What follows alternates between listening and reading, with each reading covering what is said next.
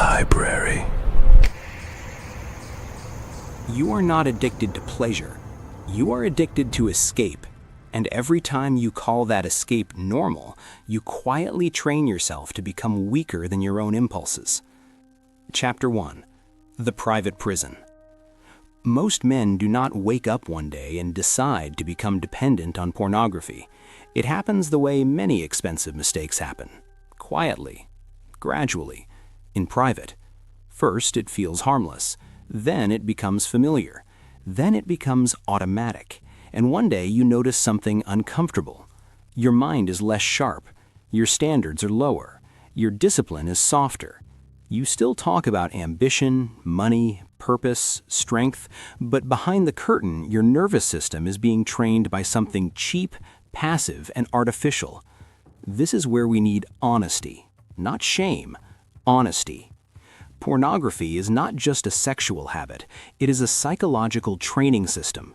It teaches your brain to expect intensity without effort, novelty without risk, stimulation without responsibility, and reward without becoming someone greater. That sounds small until you understand that the same brain you use to build wealth, lead people, stay focused, and create a life of substance is the brain being shaped by that pattern. A weak pattern repeated in private becomes a weak identity expressed in public. Think about money for a moment. No serious investor respects easy returns that come with hidden damage. If a deal looks exciting on the surface but quietly destroys the foundation underneath, the smart man walks away. Porn works the same way. It offers a fast emotional payoff while charging your future in hidden fees. The cost appears later. In your attention, in your motivation, in your confidence with real people, in the gap between the man you claim to be and the man you actually are when no one is watching. Have you felt that split before? The outer version of you speaks about growth. The inner version knows there is leakage. That split drains power.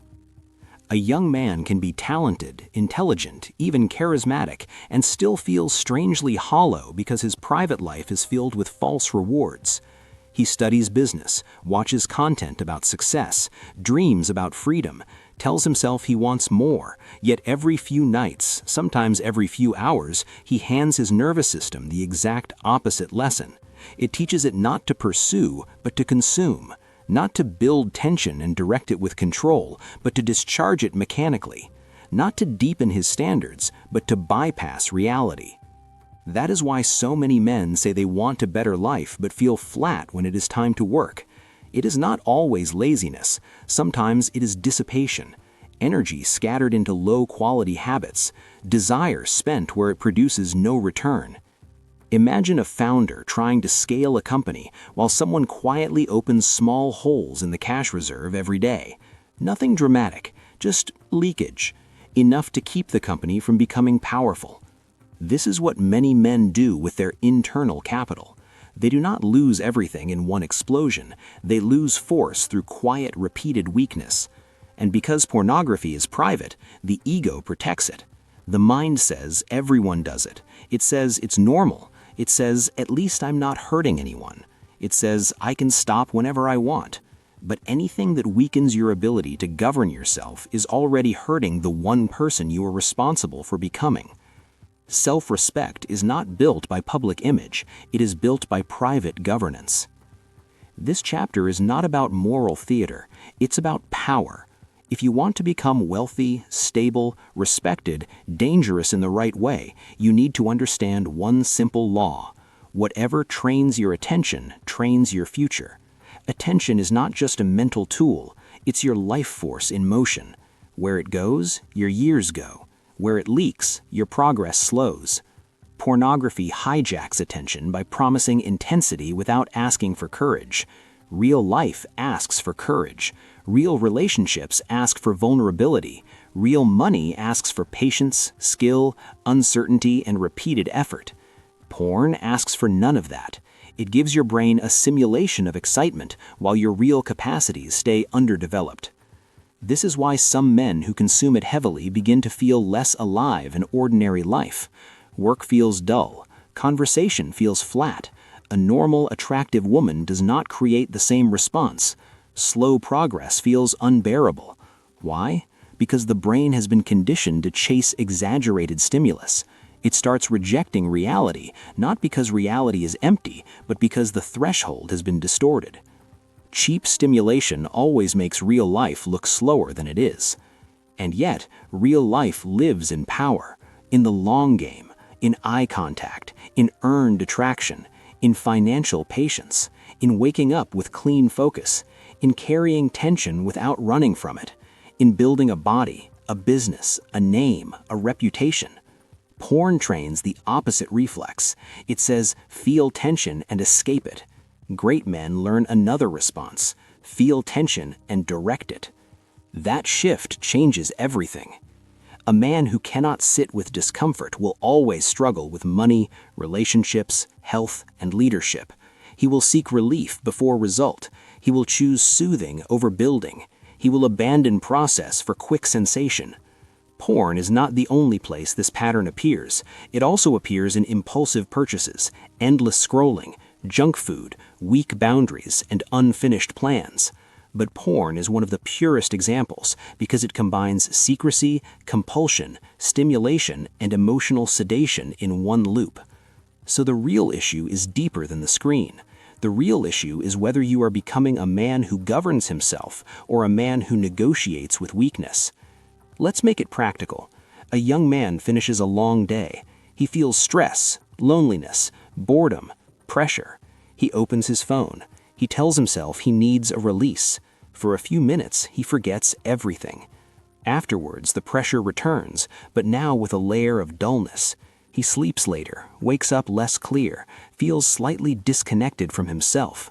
The next day requires more caffeine, more distraction, more effort to feel normal. Over time, he mistakes this lowered baseline for his personality. He says, maybe I'm just unmotivated. Maybe I'm not built like those focused men. Maybe success is for other people. No. Sometimes the problem is not your potential. It is your pattern. The good news is that what is trained can be retrained. But first, you must stop romanticizing your chains. Stop calling a prison comfort just because the door closes softly. Stop defending what reduces you. Stop using the language of normal culture to explain an abnormal level of inner fragmentation. The man you want to become is not on the other side of more fantasy. He is on the other side of self-command. Ask yourself something without flinching. When you feel the urge, what are you actually trying to escape? Is it boredom? Is it uncertainty? Is it emotional pain? Is it the fear of being ordinary? Is it the pressure of your own potential? Because when you understand the escape, you begin to understand the trap. Pornography is rarely about sex alone.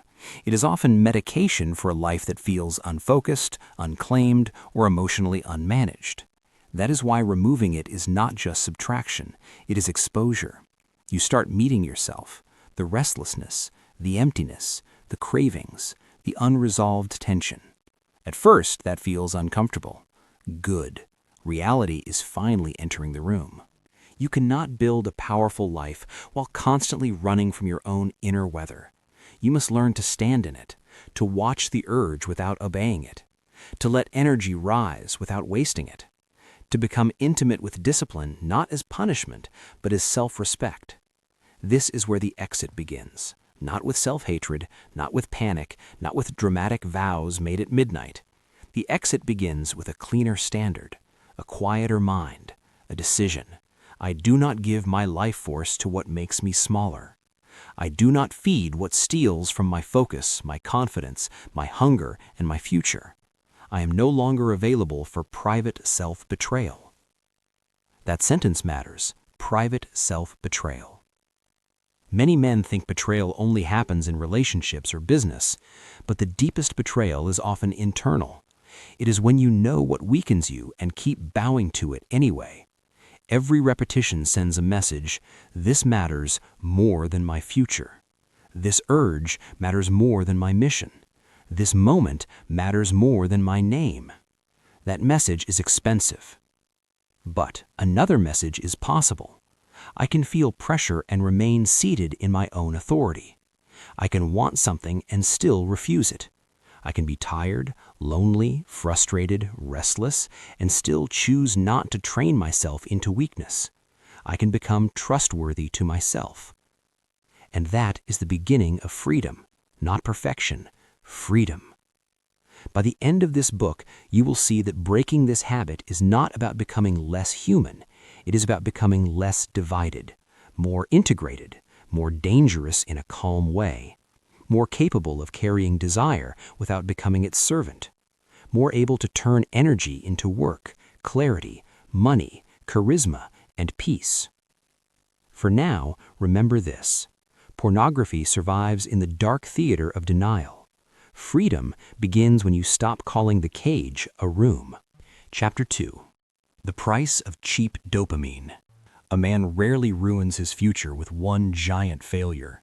More often, he weakens it with cheap rewards that train him to expect life to feel easy, exciting, and instantly satisfying. Pornography is one of the most efficient forms of that training, because it floods the brain with novelty, anticipation, and reward, while demanding almost nothing in return. This matters because your nervous system does not care about your intentions. It responds to what you rehearse. If you keep rehearsing instant stimulation, delayed gratification starts to feel unnatural. If you keep rehearsing easy pleasure, meaningful effort begins to feel heavier than it really is. If you keep teaching your brain that a few clicks can produce emotional intensity, the slow compounding process behind money, mastery, and self-respect feels less attractive. And the dangerous part is that you may not even notice this shift while it is happening. You simply start living with a lower appetite for real work. Think of dopamine like capital allocation. It's not evil, it's useful. It helps you move, pursue, focus, learn, and repeat behaviors. But when it gets hijacked by endless artificial highs, your internal economy becomes unstable. You become less excited by the things that actually matter. Reading a book feels dry. Building a skill feels slow. Training your body feels demanding. Saving money feels boring. Having one woman and building something real with her feels too simple. The brain starts chasing novelty because novelty has become the standard. This is how a strong future gets traded for shallow stimulation. A young man opens his laptop at night after telling himself he's going to work on his business. He feels resistance. He feels tired. He feels a little anxious about making progress. So he looks for relief first. One search becomes 30 minutes. 30 minutes becomes an hour. Then comes the dull aftertaste, the compromised sleep, the half-serious morning, the late start, the weak day. None of it feels dramatic.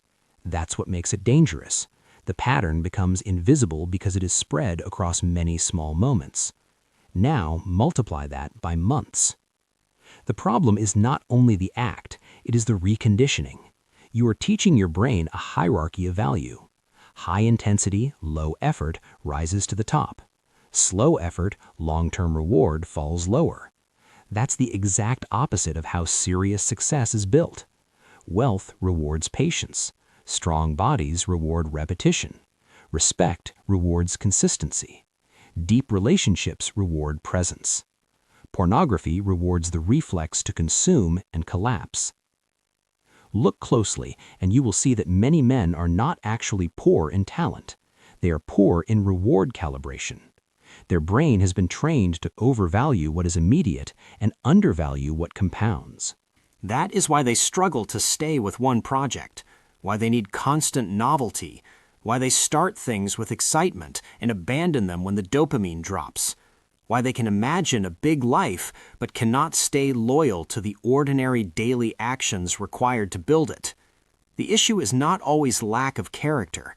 Sometimes character has simply been eroded by too many cycles of cheap stimulation. And cheap stimulation is never really cheap. It is paid for with your baseline. Your baseline is everything.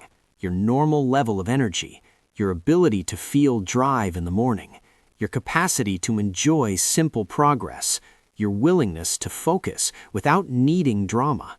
When that baseline drops, life starts feeling colorless unless something extreme enters the picture.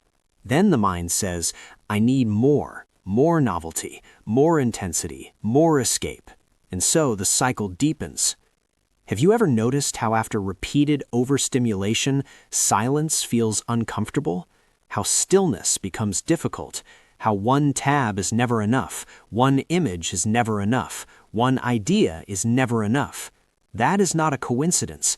It is a nervous system being trained away from steadiness. But steady men win. The man who can work without needing a constant emotional reward has an enormous advantage. The man who can sit with boredom and continue anyway becomes dangerous. The man who does not need every day to feel exciting can build a life that becomes extraordinary. This is why breaking porn is not just about stopping something dirty. It is about restoring your ability to value what is real, slow, and earned.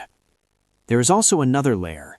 Cheap dopamine lowers your tolerance for the natural friction of life. And friction is where growth lives. The awkward first conversation, the second hour of deep work, the month where the business is not moving yet, the gym session when motivation is absent, the honest conversation with a partner, the decision to save rather than spend. These are all friction points. A man trained by instant gratification reads friction as a signal to escape. A mature man reads friction as the price of entry. That one difference shapes destiny. Imagine two young men with equal intelligence. One constantly feeds himself quick stimulus. The other protects his attention and limits artificial highs. Give them 1 year. The second man often looks calmer, more grounded, less scattered. Give them 5 years. Now the difference becomes expensive. One has developed depth, focus, discipline, and stronger self-trust. The other has accumulated hidden debt, fragmented attention, lower drive, lower standards, and a growing dependence on stimulation just to feel engaged. Most people only count visible debts. Smart people count hidden ones too. If pornography did nothing but take time, it would already be a bad trade. But it takes more than time. It shifts your appetite. It makes ordinary progress feel less rewarding. It nudges your brain toward the logic of consumers instead of builders. And consumers rarely command their lives. They chase mood. Builders command direction. So what must change? First, stop thinking only in terms of quitting a behavior. Think in terms of rebuilding a reward system. You need to teach your brain to enjoy cleaner victories again. A finished workout, an hour of focused work, a direct conversation, a full day with no leakage, a week of consistency, a better sleep cycle, a calmer body, a stronger gaze. These may sound simple, but simplicity is where power returns. Second, stop treating boredom like an emergency. Boredom is often the doorway back to a healthy nervous system. When your brain is no longer constantly overfed, simple things become satisfying again. Reading sharpens, work deepens, real attraction returns, conversation regains texture, ambition feels alive because it is no longer drowning in false rewards. Third, ask yourself a brutal question. What kind of pleasure has been training me? Has it been pleasure that makes me larger, clearer, and stronger? Or pleasure that leaves me foggy, passive, and less available for my own future? Not all pleasure is equal. Some pleasure restores, some pleasure degrades. Wisdom is learning the difference. You do not need to become cold or joyless. You need to become selective. The wealthy man does not say yes to every opportunity because he understands that careless acceptance destroys quality. The disciplined man does not say yes to every urge for the same reason. Choice creates value. Refusal creates power. This chapter is about seeing the real bill. Pornography looks like relief. In truth, it often acts like a tax on drive, patience, and presence. It taxes your baseline. It taxes your hunger for the meaningful. It taxes your relationship with effort. And once you see the bill clearly, you stop calling it harmless. Chapter 3. The Theft of Male Energy. There is a kind of energy a man feels when he is aligned. His posture changes, his eyes are clearer, his speech is cleaner, he moves with less inner apology. He doesn't need to fake confidence because his system is not constantly leaking force. People feel it, even when they cannot name it. Now think of the opposite, a subtle flatness, less edge, less hunger, less presence, less conviction. Many men live there for so long that they assume this is normal adulthood. It is not always adulthood. Sometimes it is depletion. Pornography does not only take time, it often steals direction from masculine energy. And masculine energy, at its best, is not aggression, it is directed force. It is the capacity to take desire, pressure, ambition, frustration, and convert them into action, protection, creation, leadership, and self-command. That force can build a company. It can attract a woman through grounded presence rather than performance. It can carry a family through hard seasons. It can transform anger into discipline and loneliness into production. But when that force is repeatedly discharged into fantasy, it doesn't disappear completely. It loses aim. This is why some men feel restless but not productive, horny but not connected, ambitious in theory but inconsistent in practice. They have energy, but it is not governed. It circles inside them without form, looking for the fastest exit. Porn provides that exit. It becomes a pressure valve for untrained desire. The problem is that pressure, when governed well, is often the beginning of transformation. The same discomfort you want to relieve could have become a workout, a piece of writing, a cold outreach email, a difficult conversation, an hour of study, a business model, a cleaner body, a better bank account, a stronger identity. But if every wave of tension is instantly spent, nothing gets built from it. A man who wastes tension wastes raw material. Consider how many breakthroughs in life begin with unresolved energy. The entrepreneur who gets tired of being dependent, the athlete who channels rejection into training, the artist who turns longing into work. The disciplined man is not a man without urges. He is a man who can hold energy long enough to give it a better assignment. That is the skill pornography destroys. Not sexual desire itself, but the ability to stay with desire without collapsing into discharge. This matters in relationships too. Real attraction is not just physical. It involves attention, steadiness, emotional range, and the capacity to be present with another human being. Heavy porn use often deforms this by teaching the mind to treat women as stimulus instead of reality, not always in a loud or obvious way, sometimes in a quiet way. The eyes become consumer eyes, the mind scans, novelty becomes central, depth becomes secondary. The man still wants love, but his instincts have been trained by endless variety and exaggerated fantasy. Then he wonders why real connection feels harder. The issue is not that a real woman is lacking. The issue is that his nervous system has been educated by distortion. Real chemistry unfolds through time, nuance, patience, restraint, and genuine presence. Pornography short-circuits those qualities by making intensity immediate and disposable. It turns mystery into consumption. It turns pursuit into clicking. It turns connection into extraction. And men pay for that training later. In the bedroom, in conversation, in commitment, in dissatisfaction they cannot fully explain. There is also the issue of confidence. Many men think confidence comes from posture, clothing, income, or speaking skills. These help, but there's a deeper layer. Confidence grows when you trust your own command, when you know you can carry a strong urge without bowing to it, when you know your attention belongs to you, when you know your private behavior is not quietly humiliating your public goals. Self-command creates calm confidence because it removes the need to lie to yourself. Have you noticed how a few clean days often make a man feel more alive? Chapter 4. The Lie of No One Gets Hurt. One of the most dangerous sentences in modern life is this: no one gets hurt. It sounds rational. It sounds private. It sounds clean. But many destructive habits survive because the damage is delayed, indirect, and difficult to measure. Pornography often hides behind that excuse. No one gets hurt. Really? What about the version of you that becomes less focused? What about the relationship that receives a more distracted, less present man?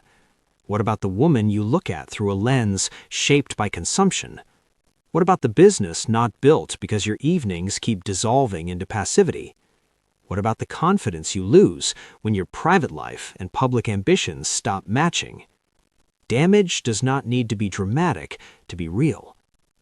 If a man slowly damages his sleep, weakens his motivation, lowers his standards, and distances himself from real intimacy, would you honestly say no one is getting hurt? The truth is simpler. Someone is getting hurt.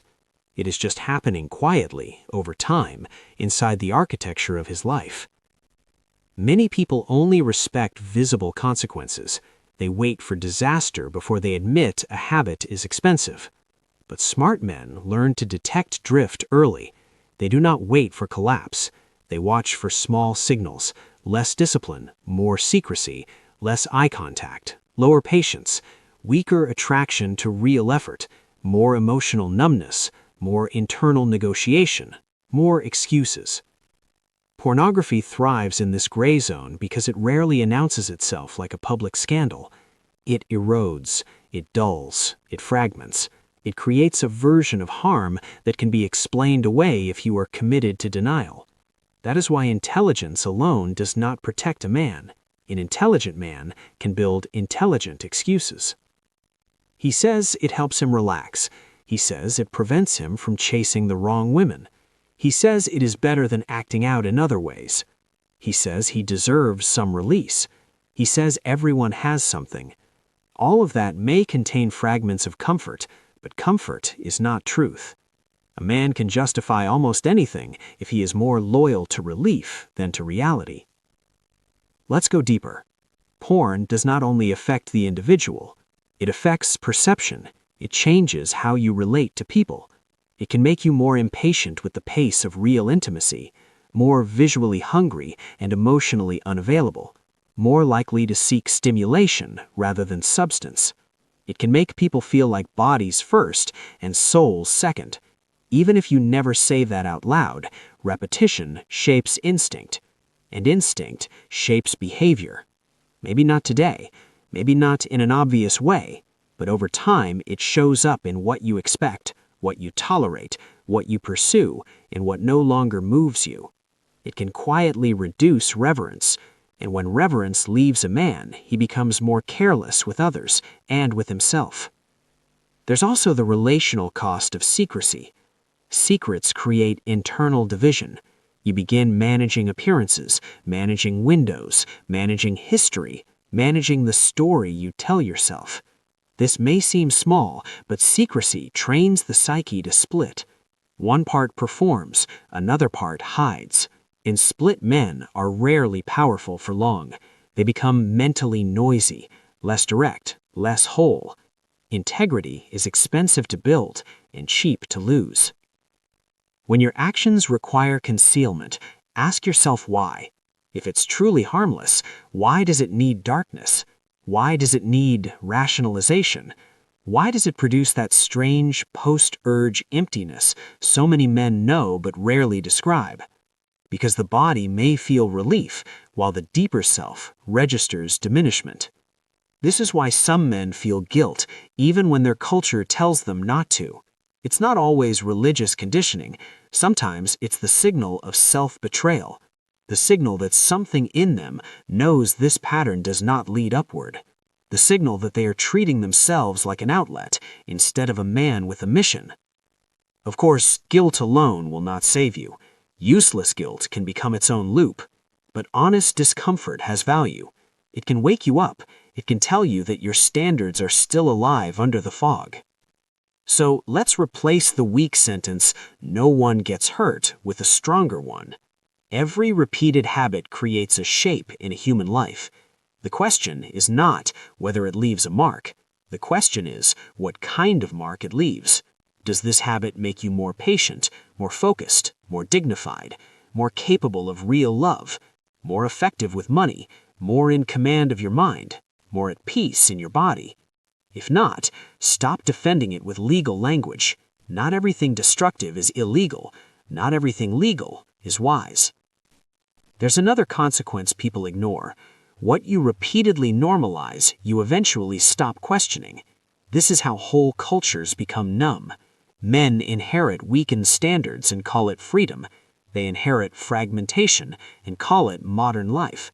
They inherit dependency on stimulation and call it self-care. But a gilded chain is still a chain. Real freedom includes the power to say no to what culture says is normal.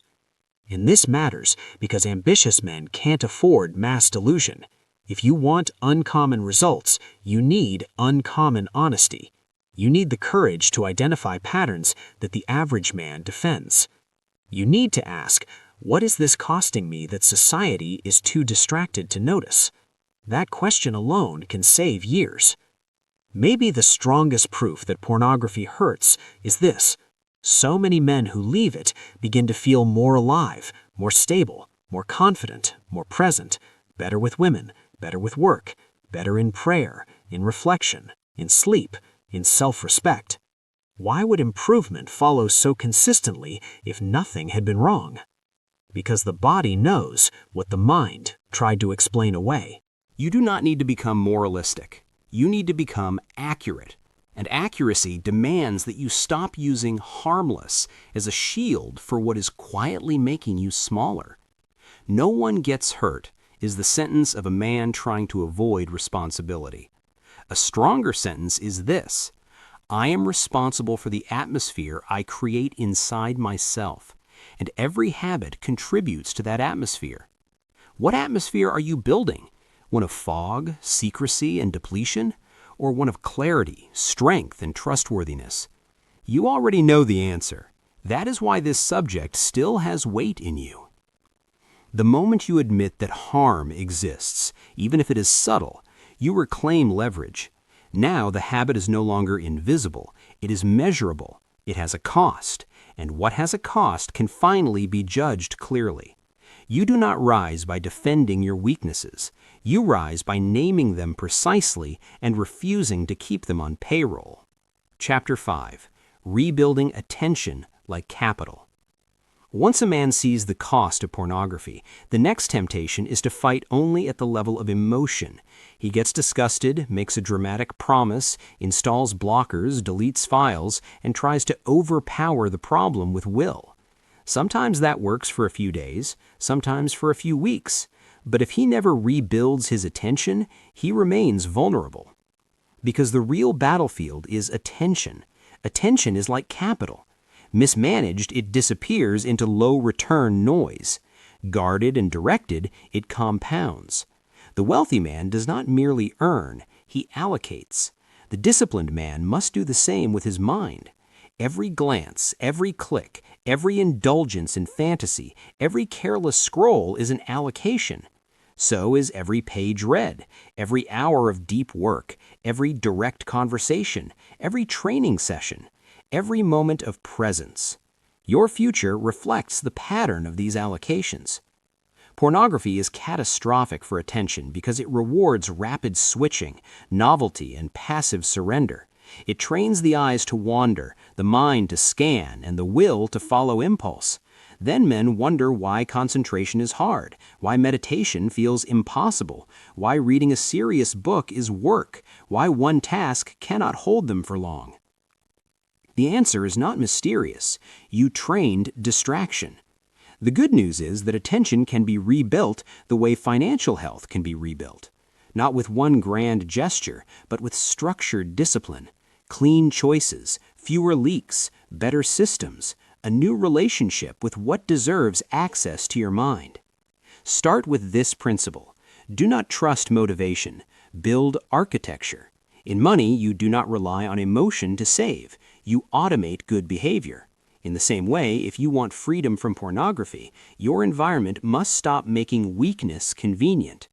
That means obvious things first. Remove triggers. Limit endless private screen time. Do not take your phone into bed. Do not linger with suggestive content just because it is not explicit enough to count. Men destroy themselves through gray zones. They flirt with the edge and pretend the fall was sudden. It was not sudden, it was invited. You must also learn the economics of depletion. Most urges hit harder when you're tired, underworked, overfed with stimulation, emotionally unprocessed, or isolated too long. This means relapse prevention is not only about saying no in the final moment, it's about managing the hours before the moment.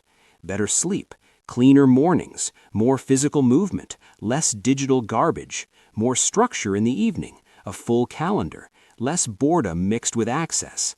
Discipline gets easier when life is designed well.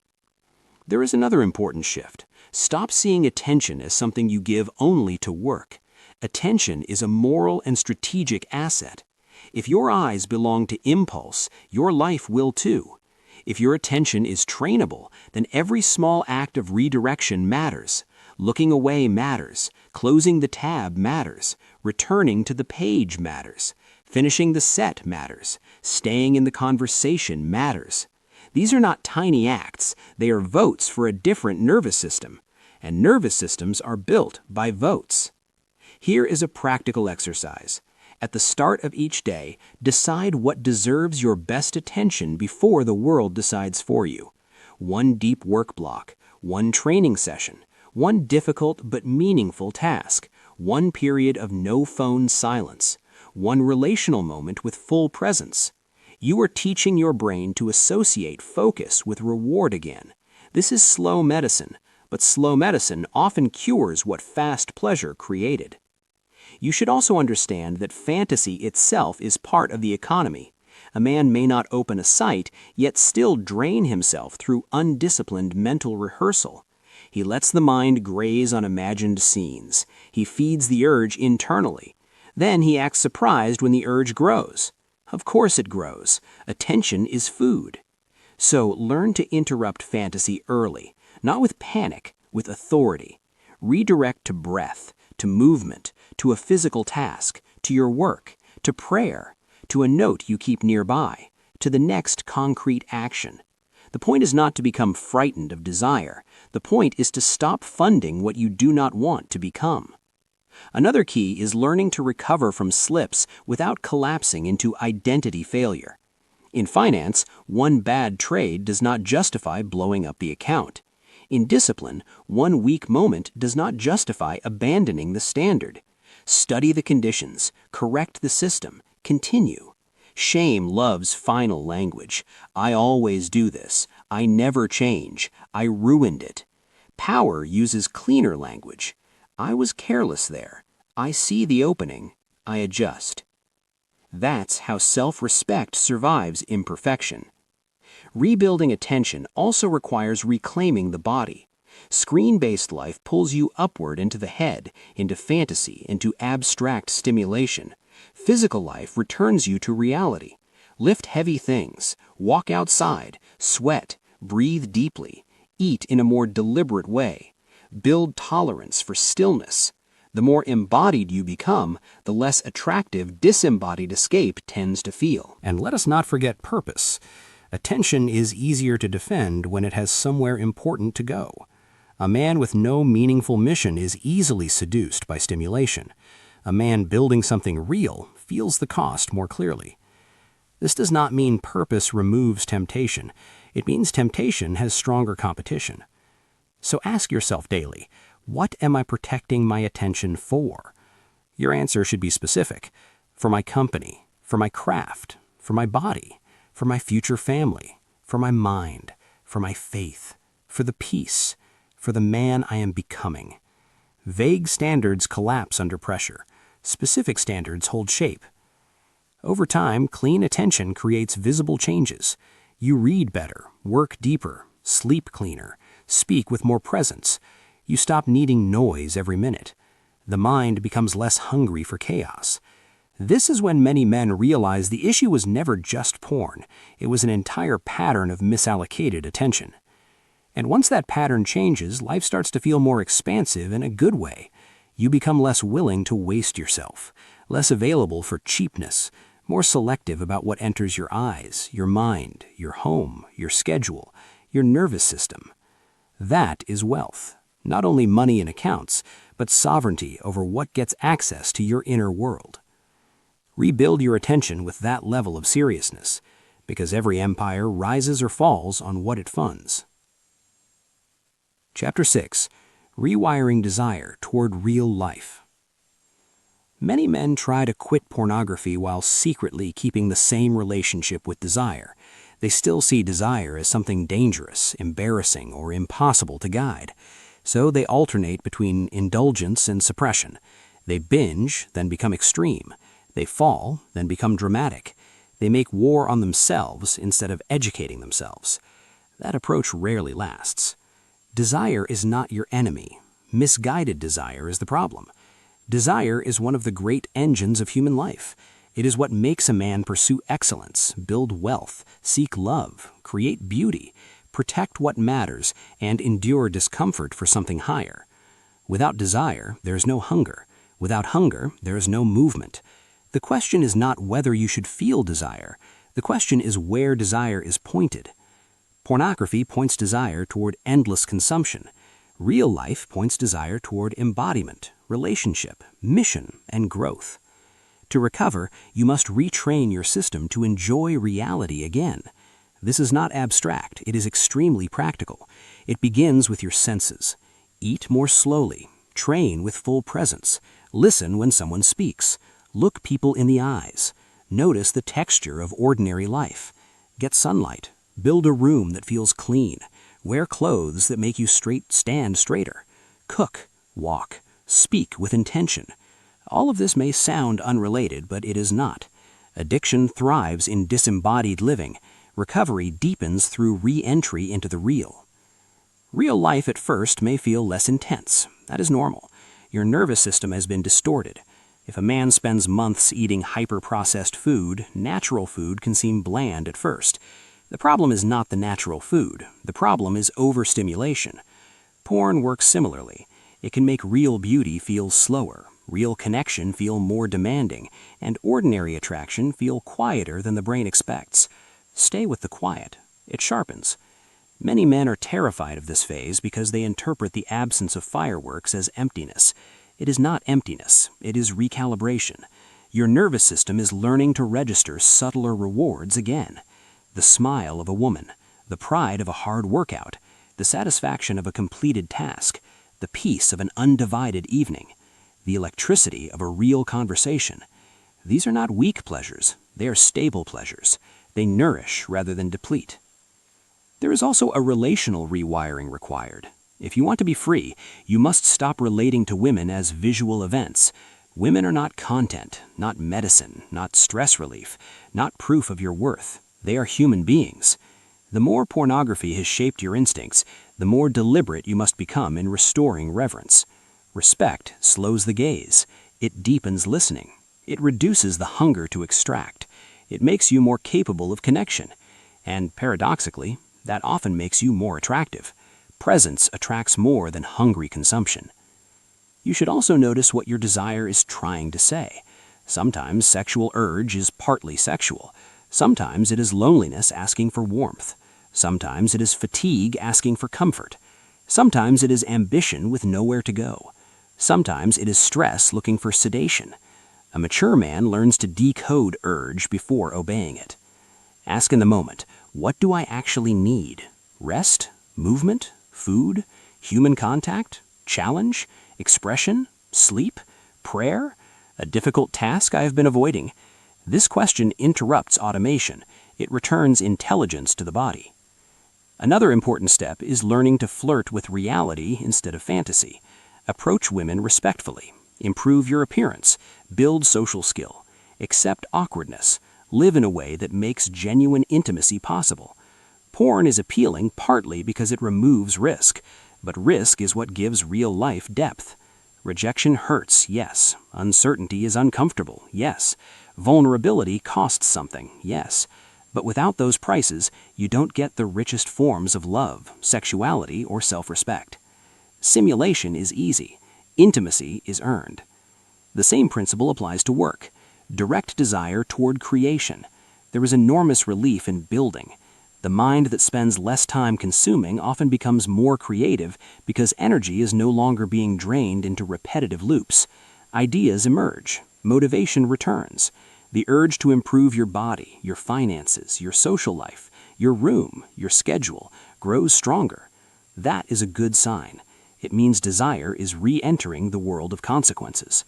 And consequences are where meaning lives. This does not mean every day will feel noble. Some days will feel flat. Some urges will come with force. Some nights will be irritating. Good. You are learning adulthood. Adults do not live by constant satisfaction. They live by chosen direction. They know that not every feeling deserves a ceremony.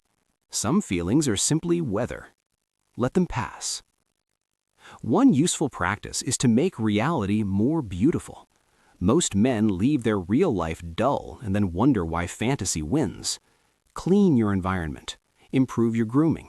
Make your room calmer. Use fragrance. Light the space well. Keep your body trained. Build routines that create momentum. Read quality books. Protect your evenings. The point is not aesthetics for vanity. The point is to stop making your real life feel emotionally cheap. Beauty reduces the appeal of trash. As this rewiring happens, your standards rise naturally. You become less tolerant of content that drags the mind downward, more interested in women with depth, more patient in pursuit, more grounded in your body, more eager for challenge, more capable of enjoying simple things. Desire starts to feel less like a master and more like a current you can steer. That is the shift, from slavery to stewardship. You are not here to become numb. You are here to become refined, to want better things in better ways for better reasons, to enjoy attraction without addiction, to enjoy pleasure without degradation, to enjoy ambition without scattering yourself, to enjoy being a man without becoming a servant to appetite. When desire returns to reality, your life starts becoming worth wanting again. Chapter 7. Standards, Environment, and Relapse. A lot of men say they want freedom, but they organize their life in a way that keeps relapse within arm's reach. They keep the same late-night habits, the same chaotic room, the same private access, the same soft standards, the same half-serious attitude toward triggers. Then they act shocked when the old pattern returns. But relapse usually does not begin in the final minute. It begins much earlier, when standards become negotiable. A standard is different from a wish. A wish says, I hope I do better. A standard says, this no longer fits who I am. That difference matters because behavior follows identity.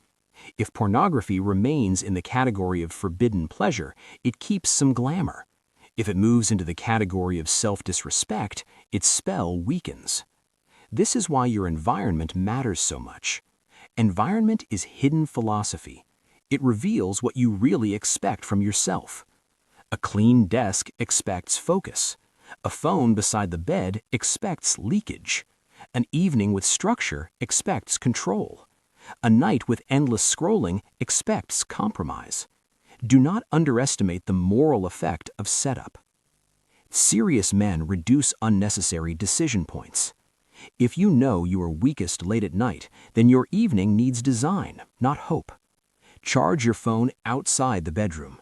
Set a shutdown time. Have a replacement ritual ready. Shower, reading, stretching, journaling, prayer, tea, sleep. If you know boredom is a trigger, leave less empty space. If isolation is dangerous, increase healthy contact. If social media drags your mind toward fantasy, reduce or remove it. There is no nobility in keeping the poison close to prove strength. Strength is intelligent. Pride is careless. Another mistake men make is thinking relapse erases progress. That belief is destructive because it turns one failure into a full collapse. A man slips, then thinks, I ruined the streak, so tonight doesn't matter. That's the logic of gamblers and addicts. It treats damage as permission for more damage. But one weak moment does not need a weak week. The disciplined response is immediate containment. Stop the bleed. Study the opening. Correct the system. Relapse should become data, not drama. Ask clean questions. What was the emotional state? What was the time? What was I avoiding? What trigger did I entertain too long? What boundary was missing? What lie did I believe right before the fall? The answers matter because relapse is rarely random. It usually follows a sequence: depletion, permissiveness, exposure, rationalization, and surrender. Learn your sequence and you gain leverage. There is also a social layer. If all your peers normalize weakness, your standards will constantly be under pressure. This does not mean you must become self-righteous. It means you need at least some contact with men who value discipline, clarity, and real growth. Standards spread through proximity. So does decay. Choose carefully what kind of atmosphere surrounds you. And remember this: standards are easiest to maintain when they are attached to a bigger identity. Not just, I'm quitting porn, but I'm becoming a man who protects his attention, respects women, honors his body, keeps his word, and does not train himself into dependence. That's a richer identity. It gives the struggle meaning. You should also build visible wins. Progress needs evidence. Mark clean days. Track training sessions. Track hours of focused work. Track sleep. Track mood. Track confidence. Track social courage. The point is not obsession. The point is proof. When men see that cleaner living produces sharper performance, conviction deepens. The environment inside the mind matters too. Some men relapse because they keep speaking to themselves with contempt. They think harshness is strength. It is not. Contempt weakens resolve because it makes the self feel already ruined. Authority is different. Authority is calm. It says, that was beneath me. We correct it now. No panic, no theatrical shame, no self-pity, just correction.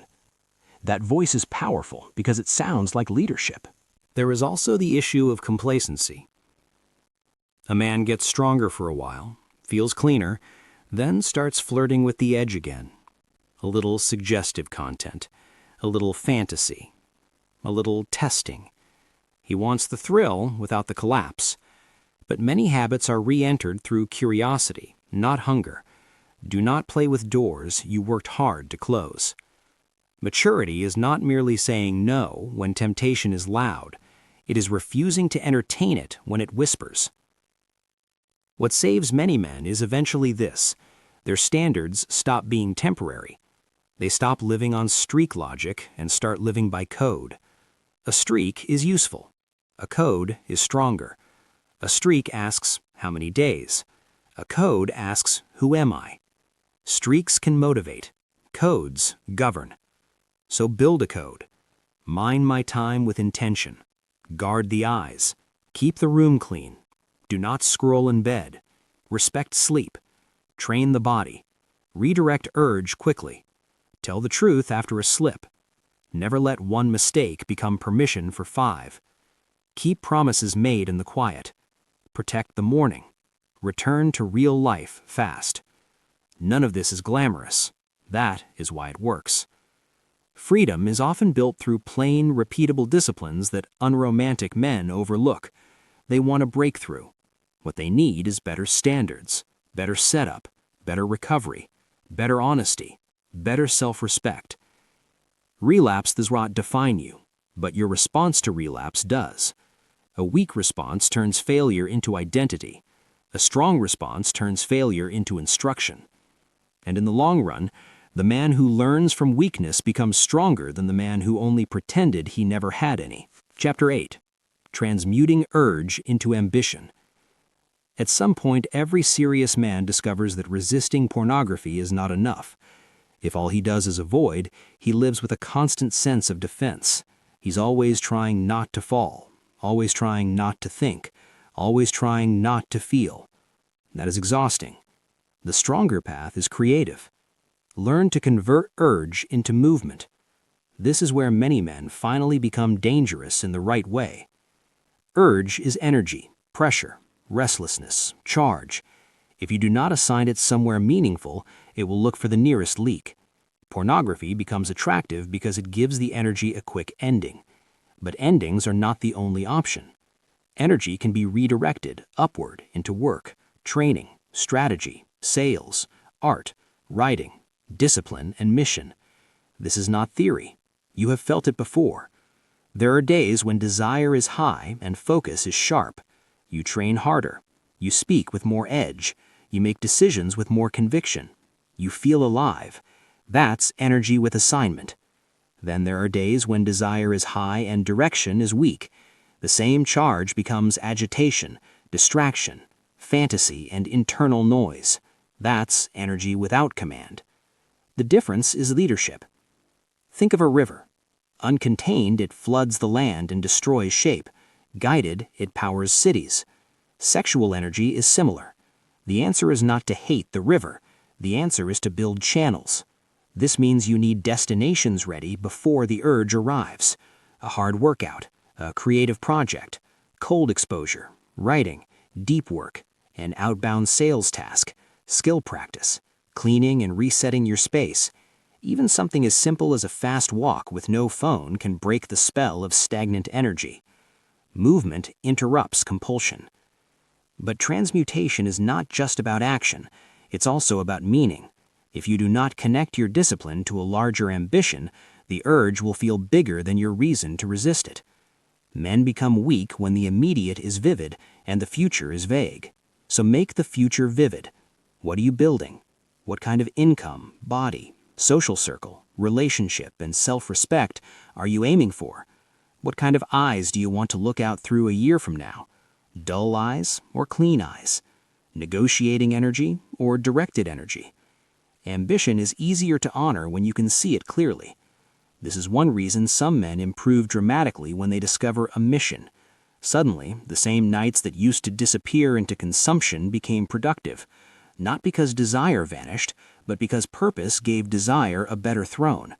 The body still felt pressure. The difference was interpretation. Pressure no longer meant, I need relief. It meant, I have force available. That's a masculine shift. There is also power in learning to delay the response.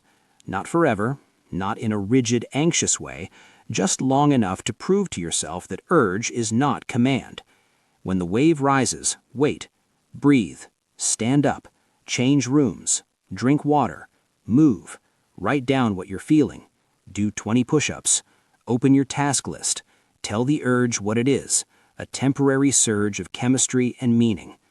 This pause is crucial because it creates a gap between sensation and behavior, and in that gap, identity is formed. A man who can pause is already less enslaved than he was before. A man who can redirect consistently becomes increasingly free. And freedom produces confidence, because confidence is often nothing more than repeated evidence that you can lead yourself under pressure. Do not miss that point. Transmutation is not mystical, it's practical evidence of self-leadership.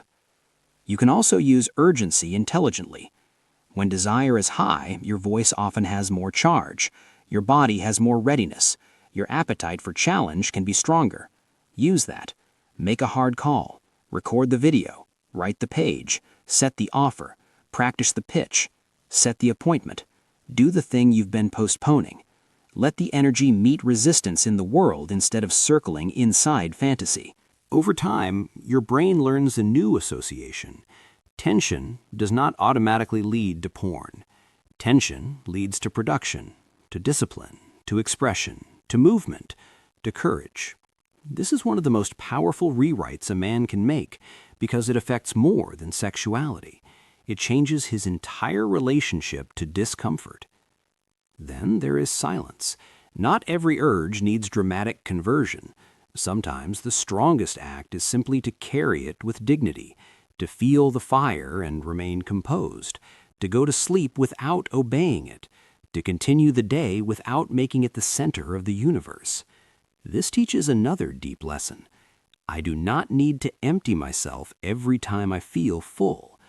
That sentence creates strength.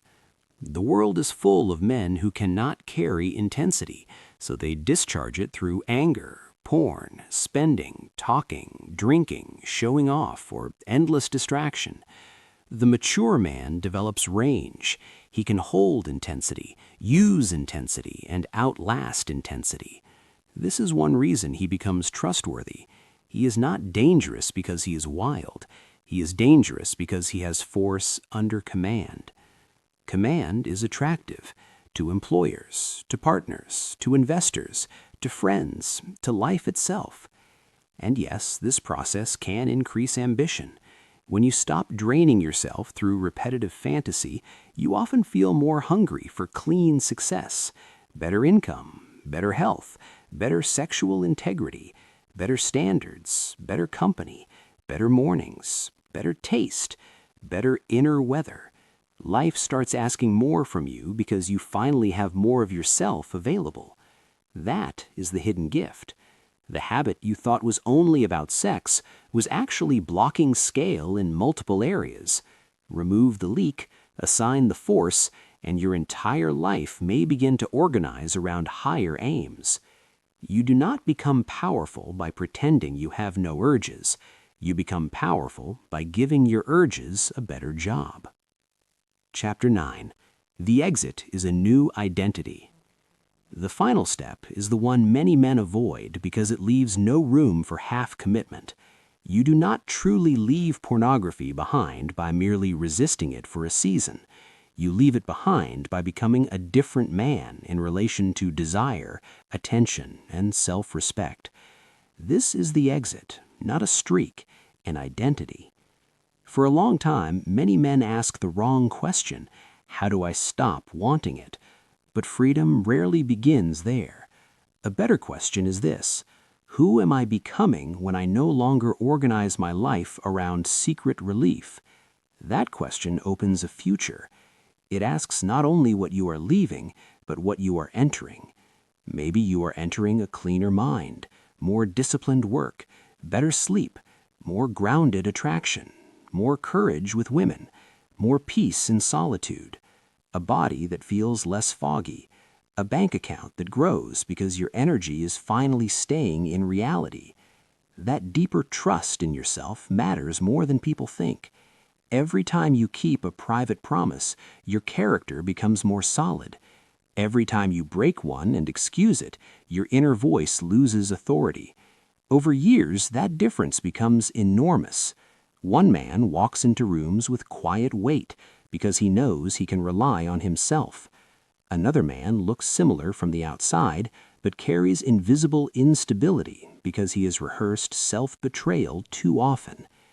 You know which life feels stronger. The exit requires mourning, too. You may need to grieve the hours lost, the confidence wasted, the relationships distorted, the years spent duller than necessary. Do not stay in grief, but do not skip it. Honest grief can become fuel, because it reminds you that this habit was not neutral. It cost something, and a man who respects cost stops being casual with his future. Then comes forgiveness, not the cheap kind that asks nothing from you. Real forgiveness says, I see clearly what I have done, I stop lying about it, and I move forward without making shame my identity. Shame says, I am ruined. Responsibility says, I was misaligned and I am correcting course. One imprisons, the other rebuilds. You must choose responsibility. At this stage, many men discover that the battle was never only sexual, it was existential. Pornography had become a shortcut around discomfort, loneliness, inadequacy, confusion, stress, boredom, and fear. Removing it reveals a more important assignment: build a life that does not constantly make escape feel necessary. You do not need to become moralistic. You need to become accurate. And accuracy demands that you stop using harmless as a shield for what is quietly making you smaller. No one gets hurt is the sentence of a man trying to avoid responsibility. A stronger sentence is this: I am responsible for the atmosphere I create inside myself, and every habit contributes to that atmosphere. What atmosphere are you building? One of fog, secrecy, and depletion, or one of clarity, strength, and trustworthiness? You already know the answer. That is why this subject still has weight in you. The moment you admit that harm exists, even if it is subtle, you reclaim leverage. Now the habit is no longer invisible. It is measurable. It has a cost, and what has a cost can finally be judged clearly. You do not rise by defending your weaknesses. You rise by naming them precisely and refusing to keep them on payroll. Chapter 5. Rebuilding Attention Like Capital. Once a man sees the cost of pornography, the next temptation is to fight only at the level of emotion. He gets disgusted, makes a dramatic promise, installs blockers, deletes files, and tries to overpower the problem with will. Sometimes that works for a few days, sometimes for a few weeks, but if he never rebuilds his attention, he remains vulnerable. Because the real battlefield is attention. Attention is like capital. Mismanaged, it disappears into low-return noise. Guarded and directed, it compounds. The wealthy man does not merely earn, he allocates. The disciplined man must do the same with his mind. Every glance, every click, every indulgence in fantasy, every careless scroll is an allocation. So is every page read, every hour of deep work, every direct conversation, every training session, every moment of presence. Your future reflects the pattern of these allocations. Pornography is catastrophic for attention because it rewards rapid switching, novelty, and passive surrender. It trains the eyes to wander, the mind to scan, and the will to follow impulse. Then men wonder why concentration is hard, why meditation feels impossible, why reading a serious book is work, why one task cannot hold them for long. The answer is not mysterious. You trained distraction.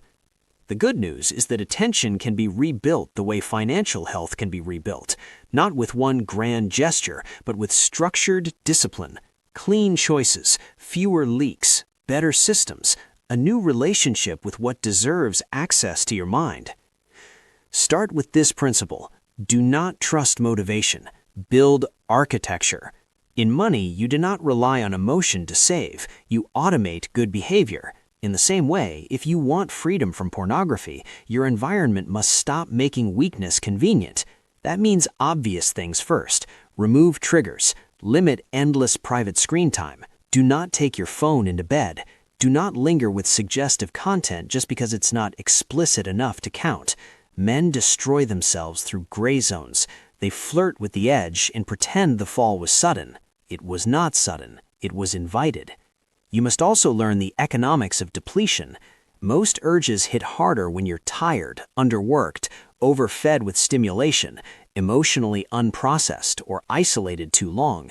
This means relapse prevention is not only about saying no in the final moment, it's about managing the hours before the moment. Better sleep, cleaner mornings, more physical movement, less digital garbage, more structure in the evening, a full calendar, less boredom mixed with access. Discipline gets easier when life is designed well. There's another important shift. Stop seeing attention as something you give only to work. Attention is a moral and strategic asset. If your eyes belong to impulse, your life will too. If your attention is trainable, then every small act of redirection matters.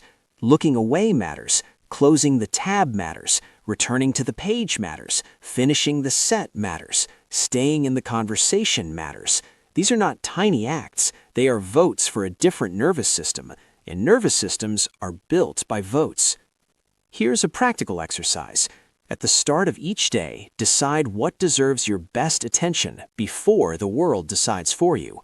One deep work block, one training session, one difficult but meaningful task, one period of no phone silence, one relational moment with full presence. You are teaching your brain to associate focus with reward again. This is slow medicine, but slow medicine often cures what fast pleasure created. You should also understand that fantasy itself is part of the economy. A man may not open a site, yet still drain himself through undisciplined mental rehearsal. He lets the mind graze on imagined scenes. He feeds the urge internally, then he acts surprised when the urge grows. Of course it grows. Attention is food. So learn to interrupt fantasy early, not with panic, with authority. Redirect to breath, to movement, to a physical task, to your work, to prayer, to a note you keep nearby, to the next concrete action. The point is not to become frightened of desire. The point is to stop funding what you do not want to become. Another key is learning to recover from slips without collapsing into identity failure. In finance, one bad trade does not justify blowing up the account. In discipline, one weak moment does not justify abandoning the standard. Study the conditions, correct the system, continue. Shame loves final language. I always do this. I never change. I ruined it. Power uses cleaner language. I was careless there. I see the opening. I adjust. That's how self-respect survives imperfection. Rebuilding attention also requires reclaiming the body. Screen-based life pulls you upward into the head, into fantasy, into abstract stimulation. Physical life returns you to reality. Lift heavy things, walk outside, sweat, breathe deeply, eat in a more deliberate way. Build tolerance for stillness. The more embodied you become, the less attractive disembodied escape tends to feel. Refusal is powerful because it creates shape. A sculptor creates beauty partly by what he removes. A man creates a strong life partly by what he refuses to allow inside it. Not every image deserves entry. Not every urge deserves obedience. Not every lonely night deserves a chemical escape route. Refusal is not emptiness, it is design. So who are you now? You are the man who does not trade his future for private relief, the man who can carry desire without kneeling to it, the man who protects his attention because he knows attention becomes destiny, the man who sees women as human beings, not as content, the man who can feel stress without needing sedation, the man who has made his real life more compelling than fantasy, the man who knows that discipline is not the enemy of pleasure, but the guardian of worthy pleasure. If you become that man, the habit loses its throne. And if someday a strong urge returns, you do not panic. You remember your code. You remember the cost. You remember the man you have become. You redirect. You recover. You continue. Freedom is not fragility. It is trained resilience. Look back for a moment at the path we have walked. We named the private prison. We counted the hidden bill of cheap dopamine. We exposed the theft of masculine energy. We rebuilt attention like capital. We rewired desire toward reality. We raised standards and redesigned environment. We learned to convert urge into ambition.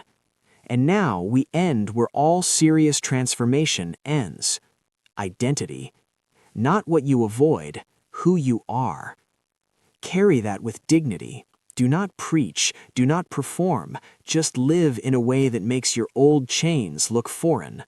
Let your posture change, let your work deepen, let your relationships become more honest, let your money become cleaner, let your sleep become fuller, let your eyes become calm again.